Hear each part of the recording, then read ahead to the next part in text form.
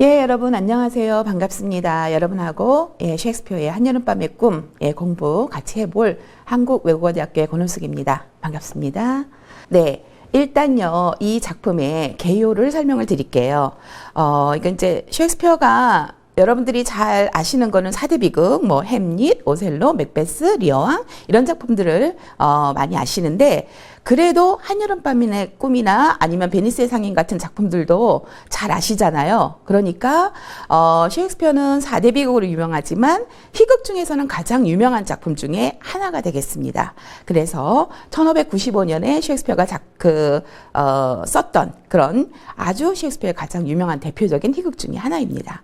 내용은요, 연인들이, 이렇게 사랑이 꼬여요. 예. 두 쌍의 연인이 사랑이 꼬여서 그 엇갈린 사랑을 마법의 숲에 가서 요정 왕의 도움으로 그런 이제 그 꼬였던 사랑이 풀어지고 원래 사랑했던 짝꿍들과 행복한 결혼을 한다라는 그런 이야기예요. 일단 요정이 들어온다. 마법의 숲이 나온다. 굉장히 환상적이고 마법의 이야기들인 걸 알 수 있겠죠. 그래서 이 극은요. 공연을 보시면은 요정들이 등장하고 요정들이 춤과 노래를 공연하고 그래서 무대 자체도 굉장히 환상적일 뿐만 아니라 극적으로 볼거리가 굉장히 가득한 극이라고 생각하시면 돼요. 그래서 셰익스피어 여러 극 중에서도 아주 인기 있고 관객들도 굉장히 즐길 수 있는 그런 극이라고 보시면 됩니다. 작품의 주제는 물론 그 희극이니까 뭐 아주 심각한 극은 아니지만 어쨌든 여러 가지 사랑이 꼬이고 해결되고 사랑이 더 깊어지고 이런 이야기를 다룬 사랑의 고난이 주제가 되겠습니다. 우리가 한여름밤의 꿈이라고 했는데 이 한여름밤은 언제냐 하면은 우리가 왜 동지 하지 하지요.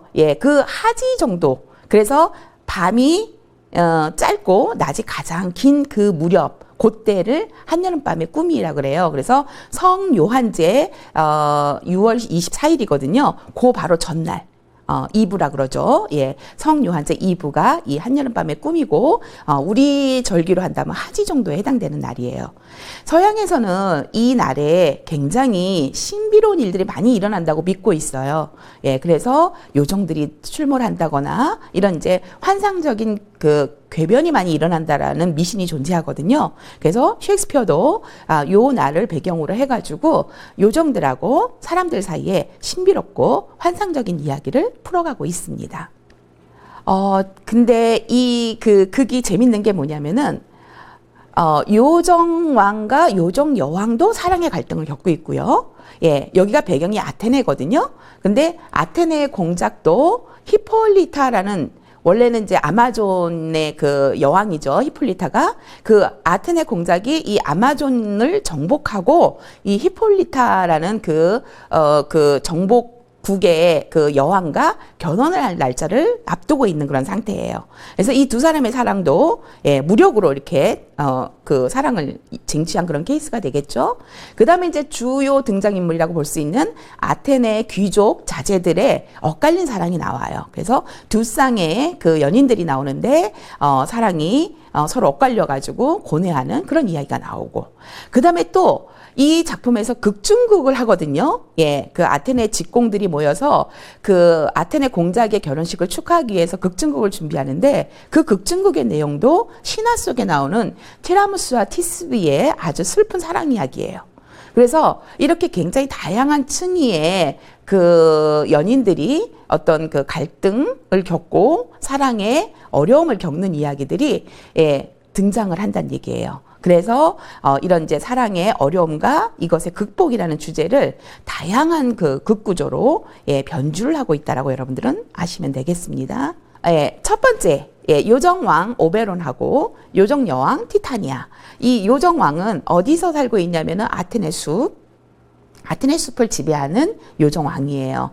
그런데 이 요정왕 오베론하고 요정여왕 티타니아가 요즘 티격태격 싸우고 있습니다. 그게 왜 그러냐면 그 여왕 티타니아가 인도에서 데려온 소년을 너무 아끼니까 오베론 왕이 질투가 나서 자기한테 그 시종을 달라라고 요구를 해요.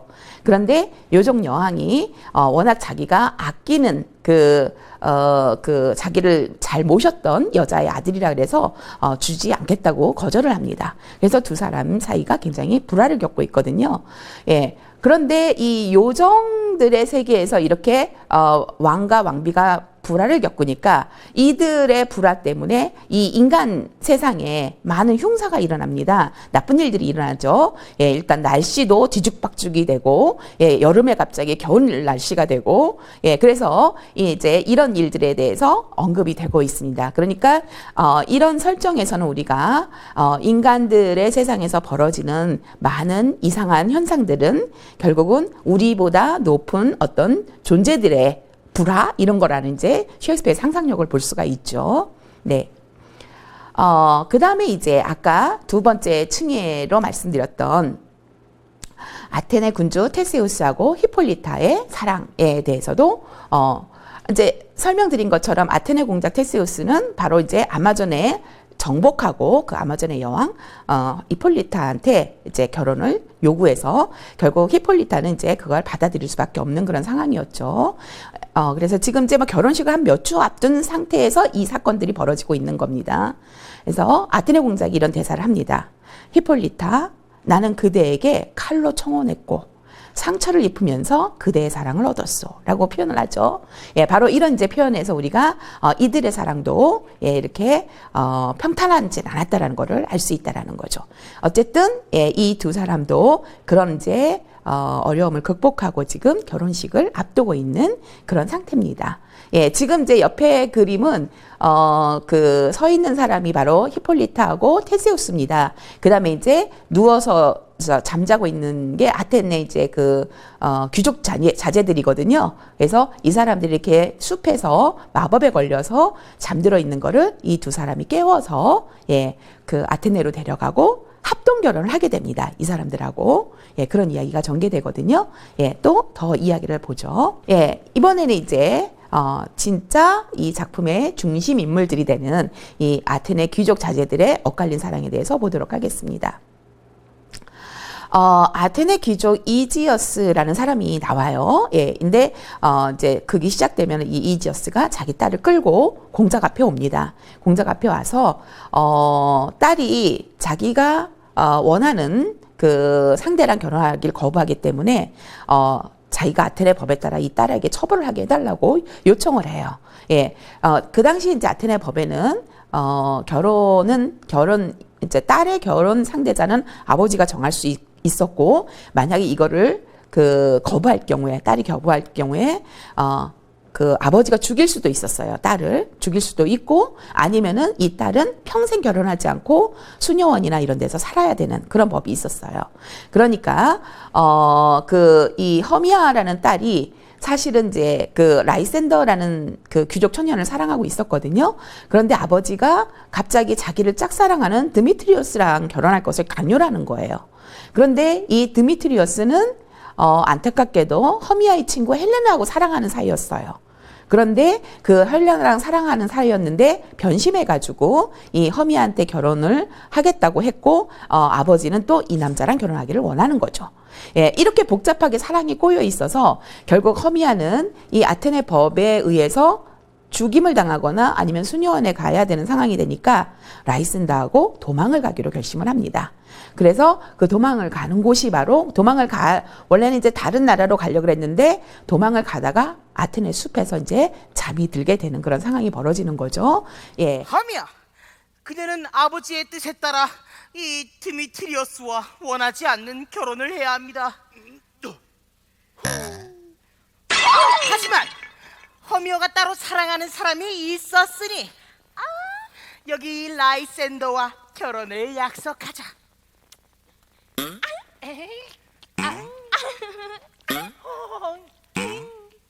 하지만 허미어의 아버지는 딸에게 드미트리오스와 결혼하지 않는다면 아테네의 법대로 죽임을 당할 것이라고 으름장을 놓습니다. 결국 허미어와 라이센더는 사랑의 도피를 선택하게 되고 이 숲으로 들어오게 되죠. 한편 허미어의 절친한 친구이자 드미트리어스를 짝사랑하는 헬레나.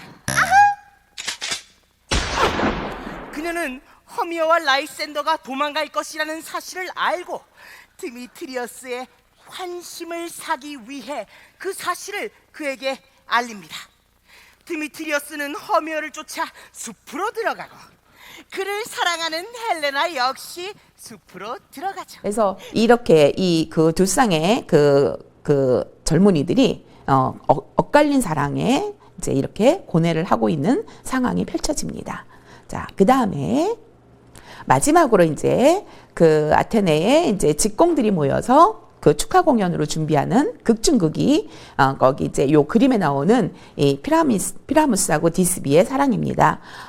피라무스는 지금 바닥에 쓰러져 있는 친구가 피라무스고요. 디스비는 지금 칼로 자기 가슴을 찌르고 있는 저 여인이 디스비입니다. 이 두 사람은 사랑하는 사이였지만, 예, 그 부모들이 결혼을 반대를 하고 이들의 사랑을 허락하지 않아요. 그래서 이들도 아까 그 허미아와 라이센더와 비슷하게 도망을 가죠. 예, 도망을 가기로 했는데, 피라미스가 조금 늦게 도착해요. 캄캄한 밤에 만나기로 했는데, 늦게 도착하는데, 디스비가 혼자 기다리고 있는 사이에, 예, 사자가 나타나죠. 피를 막 흘린 사자가, 먹이를 잡아먹고 피를 흘린 사자가 나타나서, 바로 이제 디스비가 무서워서 막 도망을 가고 떨긴 너울을 막 입으로 찢어놔요. 예, 입으로 찢어놓으니까, 나중에 이제 피라미스가 와서, 디스비는 보이지 않고, 이 찢어진 너울만 보이니까, 예, 그 사자한테 잡아먹힌 줄 알고 자살을 합니다. 예, 그 다음에 이제 이 피라미스가 자살한 다음에 디스비가 와서 이 끔찍한 장면을 보고 따라서 자살하는 이야기가 바로 이 신화 속에 나오는 피라미스와 디스비의 이야기입니다. 그래서 이 디스비가 죽으면서 신들에게 기원을 하죠. 예, 우리의 사랑을 사람들이 모두 다 기억하게 해달라. 이렇게 신들에게 기원을 해서 이들이 그 흘린 피가 어떤 나무에 이렇게 피가 묻었는데 그 나무는 처음에 열매가 맺힐 때는 빨갛지만 점점 검붉은 열매로 변해가요. 그게 바로 뽕나무입니다. 그래서 예, 뽕나무 전설이 이제 이 신화 속에 나오는데 그리스 로마 신화에 나오는데 그 극중극을 이 직공들이 준비한다라는 거죠. 그러니까 이 극중극도 결국은 작품 전체하고 무관하지가 않죠. 그죠? 예, 이 작품 전체에서 그 부모의 반대로 결혼이 좌절된 두 연인이 도망가는 이야기들 이렇게 나오는 거랑 굉장히 긴밀한 관계가 있다라는 걸 알 수 있어요. 그래서 셰익스피어 작품은 이렇게 막 여기저기 이곳저곳의 이야기가 나오는 것 같지만 전부 하나의 주제로 모여지는 이런 굉장히 유기적인 구성을 갖고 있다는 것을 우리가 알 수 있겠죠. 예, 이 피라미스와 디스비 이야기는 여러분들 잘 알고 계시는 로미오와 줄리엣의 원전이기도 합니다. 예, 그래서 운명이 엇갈린 연인 하면은 예, 이 피라미스와 디스비의 이야기를 얘기를 합니다. 우리가. 네, 그 다음에 이제 셰익스피어의 그 사랑 이야기를 주로 다룬 그런 그 희극을 우리가 낭만 희극이라 그래요. 그런데 이 낭만 희극들은 공통된 구조를 갖고 있습니다. 예, 비슷한 구조를 갖고 있는데 그게 뭐냐면은 일단 도시에서 시작해요. 예, 궁이나 뭐 이런 도시에서 시작을 합니다. 그런데 불행한 일들이 벌어지고 막 사건이 꼬이면서 이들이 도시를 떠나서 숲으로 가게 됩니다. 예, 그리고 숲으로 간 다음에 그 숲에서 모든 문제들이 해결되고, 뭐, 악인은 선인으로 바뀌고, 예, 이런 변화가 생겨요. 그래서 그 변화로 인해서 행복한 결말을 맺고 다시 도시로 돌아오는, 예, 그런, 그 공통된 그 구성을 갖고 있거든요. 그래서 이 작품에서도 일단 그 아테네 궁전에서 시작되잖아요. 이지어스가 아버지가 그 아테네법을 적용해달라 이러면서 이제 문제가 발생이 되죠. 예, 그래서 이 두 연인이 어떻게 해요? 예, 이 아테네를 도망을 나가가지고 숲으로 가게 되잖아요. 그런데 다른 그 헬레나와 드미트리우스도 이들을 쫓아서 숲으로 와요. 그래서 전부 다 숲으로 오게 되죠. 그런데 그 숲에서 요정왕이 이들의 엇갈린 사랑에 작용을 하게 된다는 거죠. 그죠? 사랑의 묘약으로 관여를 해서 이들의 엇갈렸던 사랑을 제자리로 돌아가게 해준다는 얘기예요. 결국은 문제가 해결되고 새벽에 이제 이 숲으로 사냥을 왔던 공작이 이 젊은 청년들을 발견하고는 아버지 이지우스를 설득해서 이들이 원래 사랑하는 짝꿍과 결혼하게 해주자. 그리고 나는 이들과 합동 결혼을 하겠다. 해가지고 행복한 결혼을 올리러 도시로 다시 돌아오는 그런 구성으로 돼 있죠. 그래서 도시에서 갈등이 발생하고 숲으로 도피를 해서 거기서 갈등이 치유되고 그리고 다시 도시로의 귀환. 요 구조를 우리가 이 작품에서도 잘 볼 수 있습니다. 자, 우리가 그럼 여기서 두 공간을 비교해 볼 수가 있어요. 일단 사건이 발생했던 아테네 궁정이 어떤 곳인가? 그 다음에 아테네 숲은 어떤 곳인가? 우리가 요걸 볼 수가 있죠. 이 아테네 궁정은 도시라고 볼 수 있고 아테네 숲은 그 변화가 일어나는 초록숲이라고 볼 수가 있겠죠. 아테네 궁정의 지배자는 누구예요? 테세우스 공작이 되겠죠. 그 다음에 아테네 숲의 지배자는 요정왕 오베론이 되겠습니다. 그죠? 아테네 궁정에서는 뭐가 지배를 하고 있어요? 법과 이성이 지배를 하는 거죠. 그죠? 그래서 그 아버지가 처음에 요청했을 때도 그 공작은 법대로 허미한테 아버지의 뜻을 따르든가 아니면은 뭐 수녀원에 가서 평생 살던가 이렇게 요구하잖아요. 그러니까 법과 이성이 지배하는 공간이에요. 아테네 궁정은. 반면에 아테네 숲은 마법과 환상이 지배하는 곳이에요. 그래서 이 아테네 숲에서는 사랑의 묘학이라든가 어떤 사랑의 꽃집이라든가 뭐 이런 환상들이 지배를 하고 있다라는 거죠. 아테네 궁정은 낮의 세계예요. 그죠? 낮의 세계고 반면에 아테네 숲은 밤의 세계예요. 그래서 우리 제목 이 극의 제목이 바로 한여름밤의 꿈이잖아요. 그죠? 그 한여름밤 이 밤의 세계는 바로 아테네 숲인 거죠. 그죠? 그래서 이 젊은이들이 이 숲에서 꿈 같은 이야기를 겪고, 어떤 사랑의, 그 고난들이 해결되고, 이렇게 현실 세계로 돌아오는 그런 구조로 돼 있어요. 바로 이제 이 그 오베론 왕이 이 그 연인들의 눈에 그 사랑의 묘약이라는 마법 약을 써가지고 연인들이 서로, 원래 짝꿍을 사랑하게끔 만들거든요. 근데 이 사랑의 묘약이라는 영어 단어가 love in idless라는 뜻이 영어 단어예요. 근데 이 idless라는 단어가, 미친, 광기, 이런 뜻이 있거든요. 그러니까 이 꽃 제목이 뭐냐면은 미친 사랑의 꽃이란 얘기죠. 그죠? 근데 여러분들 옆에 사진에 보시면 우리 저기 흔히 볼 수 있는 저 꽃이에요. 삼색 제비꽃이라고 우리는 말을 하거든요.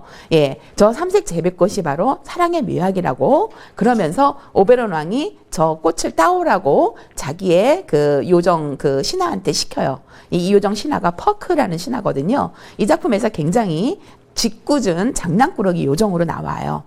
그래서 이 퍼크가 저 꽃을 따옵니다. 근데 오베론 왕이 저 꽃을 따오는 이유가 있어요. 왜 따오게 시키냐면은 사실 이 연인들이 이 숲으로 올지 모르는 상황에서 그 티타니아 여왕이 자꾸 자기한테 도전을 하니까 이 티타니아 여왕을 좀 골려주려고 저 꽃집을 따와가지고 여왕이 잠든 사이에 여왕의 눈에다 바르고 여왕이 깼을 때 끔찍한 괴물이 옆에 있게끔.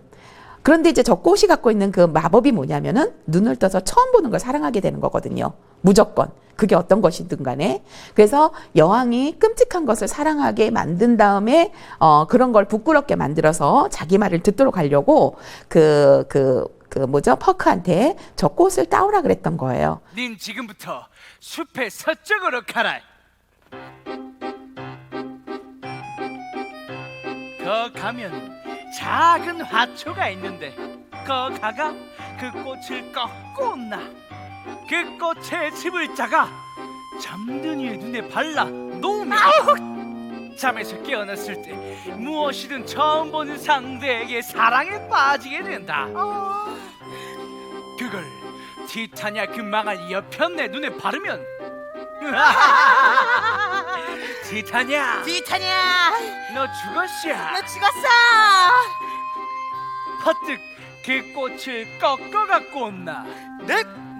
큰 다녀오겠습니다요. 티타냐가 잠들면 몰래 집을 발라줘야지. 그리고만 눈을 뜨면 짐승이든 뭐든 처음 보는 것에 빠져가 날뛰게 되겠지.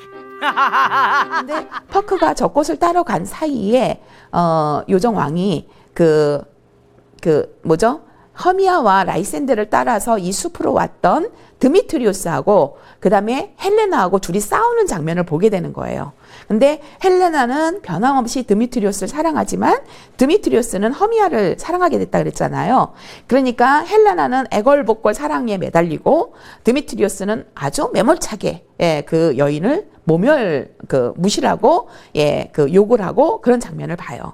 그러니까 요정 왕이 돌아갈 때는 네가 저 여인에게 애걸복걸하게 만들어주겠다. 이렇게 마음을 먹거든요. 그래서 이제 원래 티타니아 여왕의 눈에다 뿌리려고 이제 이걸 가져오라 그랬는데 뭐예요? 결국 이제 이 아테네 젊은이들의 눈에도 이 묘약을 쓰게 되는 거죠. 그래서 이 묘약의 이름으로 봤을 때 우리가 사랑은 결국은 뭐라는 거예요? 광기라는 거죠. 광증이라는 거죠. 그죠? 예. 우리가 사랑에 빠지면은 전부 맹목적이 되고 눈이 먼다라는 말을 하잖아요. 예. 바로 그런 사랑의 속성들을 보여주기 위한 그런 사랑의 묘약이라고 생각하시면 되겠어요. 그래서 이 작품 속에서 보면은 사람들이 전부 다 어떤 맹목적인 사랑에 빠져 있고, 예. 어떤 남들이 봤을 때 전부 콩깍지가 우리가 우리말에도 콩깍지가 씌운다 그러죠. 사랑에 빠지면 남들이 봤을 때는 하나도 멋있지도 않고 훌륭하지도 않은데 사랑에 빠진 사람의 눈에 보면은 너무나 그 사람이 멋있고 훌륭해 보이고 그런 그 광증들을 나타내기 위해서 셰익스피어가 바로 이런 이제 상상력을 발휘하는 거죠. 바로 이제 이 헬레나가 드미트리우스의 사랑을 받다가 갑자기 드미트리우스가 변심해서 마음이 변했을 때 헬레나가 이제 한탄을 하는 장면이에요. 뭐라고 말을 하냐면은 아무리 천하고 천하여 멸시할 만한 것도 사랑은 훌륭하고 품위 있는 것으로 바꾸어 주지. 사랑은 눈으로 보지 않고 마음으로 보는 것. 그래서 날개 달린 큐피드를 소경으로 그린 것. 그리고 사랑하는 마음에는 분별심이라고는 조금도 없지. 눈은 없고 날개만 있는 것은 물불을 가리지 않는 그런 성급함을 나타내는 거야. 라고 얘기하는 거예요. 여러분, 큐피드가 누구예요? 예, 사랑의 신이죠? 예. 근데 이 사랑의 신의 도상들을 보면요. 옛날에 그 조각이라든가 그림들을 보면 소경이에요. 눈이 안 보여요. 장님이고 날개가 달렸어요. 그죠? 이거는 바로 사랑의 속성을 나타내는 거라는 거죠. 예, 사랑은 맹목적이기 때문에 보지 않아요. 그죠? 눈으로 제대로 보지 않고 판단하지 못해요. 그래서 그런 맹목적인 걸 나타내기 위해서 눈이 먼 거고요. 그 다음에 성급하죠. 굉장히 성급함을 나타내죠. 그렇기 때문에 날개가 달려 있는 거예요. 예, 그림 한번 보실까요? 예, 옆에 큐피드는 보통 어린 아이로 우리가 이제 묘사가 되는데 바로 큐피드의 도상 보시면 눈이 소경으로 돼 있고 뒤에 날개가 달려 있죠. 예, 바로 이런 큐피드는 사랑의 맹목적성을 보여주는 상징적 존재이기 때문에 그래요. 예, 그래서 이렇게 흔히 많이 그 도상들에서 눈이 먼 날개 달린 큐피드를 보신다 그러면 이거는 사랑의 이런 속성들을 보여주는 거구나. 맹목적성과 그 다음에 무분별함을 보여주는 거구나. 여러분들이 그렇게 이해하시면 될 것 같습니다.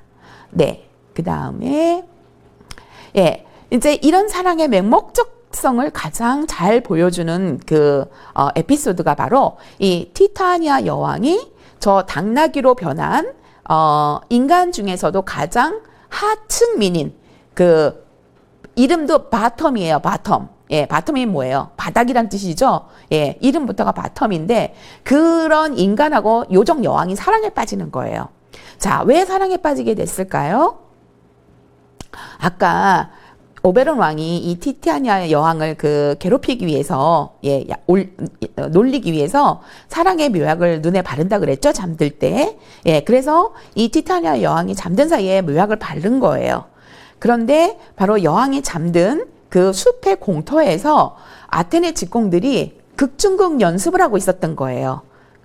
왕의 피로연에 공연할 피라무스와 티스비 공연 연습을 하고 있었던 거거든요. 그런데 그 공연 중에 등장하는 이 바텀이라는 그 직공이 나오는데 그 직공을 퍼크가 개구장이 장난꾸러기라 그랬잖아요. 퍼크가 당나귀 머리로 둔갑을 시켰어요. 그죠? 예, 마법을 걸어서 당나귀 머리로 둔갑을 시켰는데 그 순간부터 저 퍼크는 말을 해도 당나귀 힝 우는 소리가 나오고 노래를 해도 당나귀 소리가 나오거든요. 그런데 저 이제 퍼크가 자기 당나귀로 변한 자기를 보고 동료 배우들은 다 도망을 갔어요. 동료 배우들은 다 도망가고 혼자 숲에 남으니까 무서우니까 막 그 두려움을 이를 잊으려고 노래를 부릅니다. 예. 흥얼흥얼 노래를 부르는데 그 노래 소리에 티타니아 여왕이 깨는 거예요. 예. 그래서 잠에 깨서 가장 먼저 본 게 누군 거예요. 이 당나귀 머리를 하고 당나귀 소리를 내고 있는 이 바텀을 만나게 된 거죠. 그런데 어때요? 사랑의 묘약 때문에 마법에 걸려서 그런 당나귀 머리에 그 바텀이 너무너무 멋있는 사람으로 보이는 거예요. 아, 뭐가 이리 시끄럽노?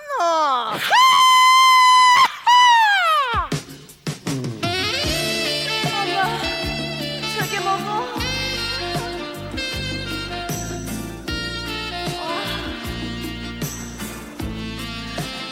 와우.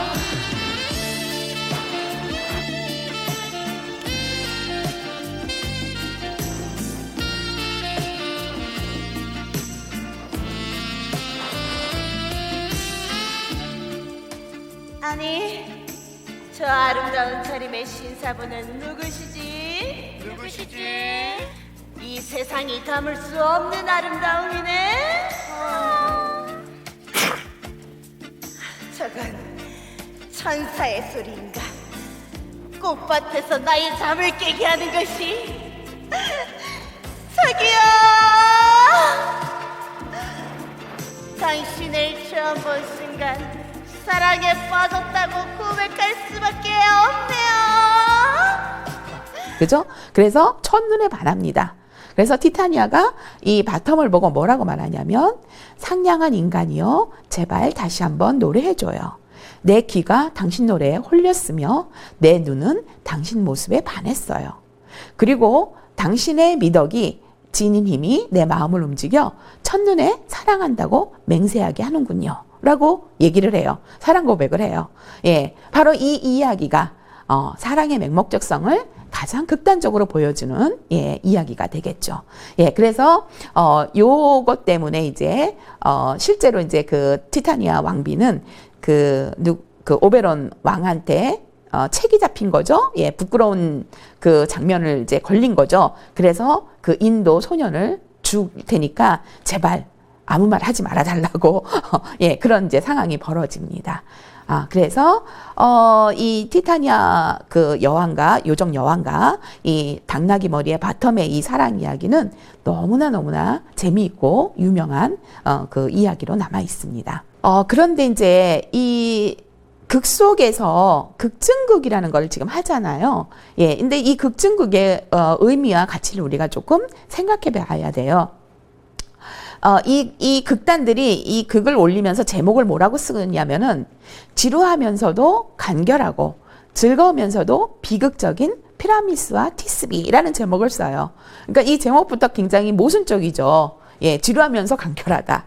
그 다음에 즐거우면서도 비극적이다. 예, 그런, 이제 사실은 엄청난 그 작품 속에, 원래 신화 속에서는 너무나 슬픈 이야기인데, 이 직공들이 하는 공연은 너무 웃긴 거예요. 예, 어리석기도 하고 말도 안 되게 공연을 해가지고 너무 웃기거든요. 그런데, 이 극증극이 여러 가지 의미를 지니고 있다라는 거죠. 일단 첫 번째, 작품 전체 주제하고 밀접한 관계가 있다라는 거죠. 그죠? 예, 부모의 반대로, 예, 사랑을, 하지 못해서 결국은 도망가서 그러니까 죽음으로 끝나는 이런 이야기가 전체 극하고 밀접한 관계가 있다라는 거고, 그 다음에 이제 그것보다 더 중요한 의미는 뭐냐면은 이 극중극을 준비하면서 약간 하층민들이 모여서 준비하는 건데 연극이라는 것에 대해서 끊임없이 논의를 해요. 그죠? 예, 달밤인데 달은 어떻게 할 거야? 그죠? 예, 사자들이 등장하면은 사자는 어떻게 데려올 거야?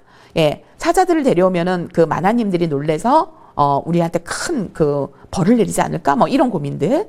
그 다음에 벽을 사이로 두고 두 연인이 사랑 고백을 하는데 그 벽은 또 어떻게 가져올 거야? 이런 온갖 그 공연과 관련된 고민들. 예, 이런 것들을 하거든요. 결국 셰익스피어는 이 극중극을 통해서 한 편의 연극에 올라갈 때 얼마나 많은 고민과 그 문제들을 해결하기 위한 어떤 그 노고 이런 것들에 대해서 극 속에서 극에 대해서 논하고 있다라는 거죠. 그죠? 연극에 올라가기까지의 과정에 대해서 이야기하고 있다라는 거죠. 예, 그런 의미에서 의미와 가치가 있고요. 자, 그 다음에 이제 또 한 가지 뭐가 있냐면은 이들이 결국은 공연을 해요. 공연을 하는데 너무 말도 안 되는 엉터리 공연을 하죠. 그러니까 이제 그 히폴리타, 그 아테네 군주랑 결혼하기로 했던 히폴리타 그 왕비가 투덜댑니다.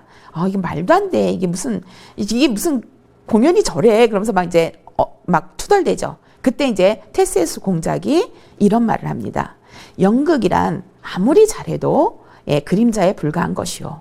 아무리 서툰 연극이라도 상상으로 메우면 그렇게 나쁘지는 않은 법이요. 이렇게 얘기하는 거거든요.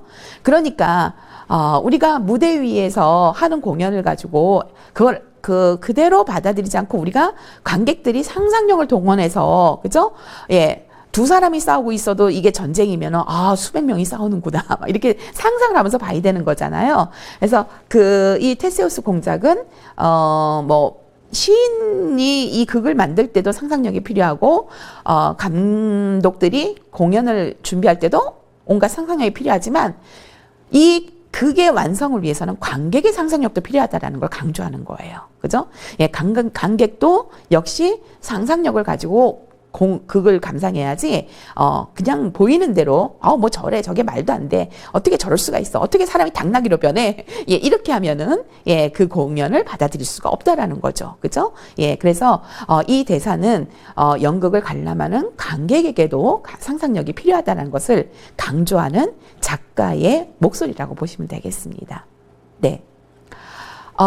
그 다음에 이제 상황에서 테세우스는 이제 이런 굉장히 긴 대사를 하거든요. 이게 뭐냐면은 이제 테세우스가 새벽에 그 숲으로 사냥을 하러 갔는데 그 아테네 젊은이들 4명이서 숲에서 잠들어 있는 거예요. 숲에서. 그래서 깨어났는데 막 횡설수설 이상한 얘기를 하는 거예요. 뭐 갑자기 누구를 사랑했다가 갑자기 뭐 다른 사람을 사랑하게 됐다가 내 마음이 갑자기 바뀌어가지고 내 원래 사랑했던 헬레나를 사랑하게 됐습니다. 막 이런 이상한 소리들을 막 하는 거예요. 그러니까 얘네들이 갑자기 왜 이러지? 예, 이러는데 그때 이제 테세우스가 원래 미친 사람하고 연인하고 시인들한테는 공통점이 있다. 라고 얘기를 해요. 예. 그게 뭐라고 말하냐면은 연인들이나 미친 사람들은 머릿속이 들끓는 탓인지 허무맹랑한 환상들을 만들어내지만 그것은 냉정한 이성으로는 도저히 이해할 수 없는 것이요. 예. 광인이나 연인이나 시인은 모두 상상력으로 머릿속이 꽉 차 있는 사람들이요. 예. 시인의 상상력은 지금까지 알려져 있지 않은 것을 형상화하고 시인의 펜은 그들에게 확실한 형태를 만들어주며 존재하지도 않은 것에 거처와 이름을 붙여주는 것이요. 그런 재주는 뛰어난 상상력이 있기 때문이요. 예, 이렇게 얘기하거든요. 그런데 여러분, 이 한여름밤의 꿈이라는 작품 전체를 한번 생각해 보세요. 이 작품 전체에 티타니아 여왕, 요정 여왕, 오베론 여왕, 그리고 티타니아 여왕의 시중을 드는 무슨 거미지, 겨자씨, 막 이런 이제 또 시녀들이 나와요. 그죠? 예, 그러니까 이게 다 요정인데, 요정들한테 이름을 붙여주고, 그들이 도토리 껍데기에 산다든가, 이런 이제 거처를 마련해 주는 거죠. 그죠? 이건 다 뭐예요? 실제 셰익스피어가 요정을 봤어요? 그들이 사는 곳을 가봤어요? 아니라는 거죠. 이건 다 셰익스피어의 상상력이 만들어내는, 그죠? 예, 이야기잖아요. 그죠? 그래서, 이런 시인의 상상력은 연인들의 상상력이랑 비슷하다라는 거예요. 또 미친 사람의 상상력이랑 비슷하다라는 거예요. 그래서 이들의 공통점은 모두 다 상상력이 뛰어나다라는 거예요. 그래서 이 시인의 펜이 있지도 않은 것에 형태를 부여하고, 예, 거처를 제공하고, 이름을 붙이고, 예, 이거는 다 시인이 엄청나게 뛰어난 상상력이 있기 때문이요. 라고 테세우스가 말을 하는데, 예, 결국은, 이 이야기는 이 작품이 얼마나 셰익스피어의 상상력의 그 집합처인지, 예, 그것을 보여주는 말이기도 하다란 얘기죠. 예, 지금 그 옆에 그림이 바로 요정 여왕 티타니아입니다. 너무나 그 신비롭고, 그죠? 예, 몽환적이죠. 그림 자체가. 예, 그리고 옆에, 이제 막 그 숲에 여러 꽃들이며 이런 것들이 나오죠. 예, 결국 이 한여름밤의 꿈이라는 작품은요, 그 셰익스피어의 38편의 극 중에서도 가장 시인의 상상력이 많이 동원되고 발휘된 작품이에요. 예, 그래가지고, 그 셰익스피어가 요정들, 그 다음에 그 요정들의 마법, 예, 이런 것들로 온통, 예, 그 채워놓고 있는 작품이에요. 그래서 낭만적이고 몽환적인 내용으로 가득 차 있다란 얘기입니다. 예, 그리고 그 요정들의 그 세계도 굉장히 섬세하게 자세히 묘사를 하고 있거든요. 예, 거처라든가, 뭐, 그들의 행태라든가, 뭐, 이런 것들을, 예, 그런 것들에 하나하나 모두 셰익스피어의 뛰어난 상상력이 들어가 있다라는 거죠. 네. 이렇게 이 작품 전체가 말도 안 되는 그 요정이나 마법이나 이런 이야기로 가득 차 있는데, 이런 이야기를 한 2시간 동안 쭉 풀어나간 다음에, 예, 마지막에 이제 이 허무맹랑한 이야기의 그 퍼크 요정, 장난꾸러기 요정이, 예, 에필로그를 하면서 작품이 끝나요. 그죠? 그런데 그 에필로그가 뭐냐면은, 우리 그림자들이 마음에 들지 않으셨다면, 이 그림자라는 거는, 이 무대 위에서 공연한 배우들을 이제 비유하는 표현이죠. 왜냐하면 이게 현실이 아니기 때문에. 그래서 우리 그림자들이 마음에 들지 않으셨다면, 여러분이 여기서 잠시 잠든 사이 꿈을 꾸신 거라고 생각하시면 됩니다. 이런 얘기를 하면서 작품이 끝나는 거예요. 그래서 예, 온갖 환상적인 이야기를 다 마친 다음에 예, 이 퍼크의 이 이야기는 결국은 이 작품 자체도 한여름밤의 꿈이고 여러분들이 보신 공연도 한여름밤의 꿈이라고 생각하시면 되겠다. 이렇게 얘기를 하면서 예, 이 막을 내리는 겁니다. 아시겠죠? 예, 여기까지 예, 한여름밤의 꿈에 대해서 소개해 드렸습니다. 여러분들 작품 대강의 이야기들은 알고 계셨을 아주 유명한 작품이지만 그 안에 담겨 있는 여러 가지 깊이 있는 이야기들을 좀 더 이해하셨길 바라고요. 셰익스피어의 한여름밤의 꿈에는 저런 셰익스피어가 연극이라는 것에 대해서 갖고 있는 생각들이 담겨져 있구나. 시인의 상상력에 대한 저런 생각들을 담아냈구나. 라고 이해하셨으면 좋겠습니다. 자, 수고하셨습니다.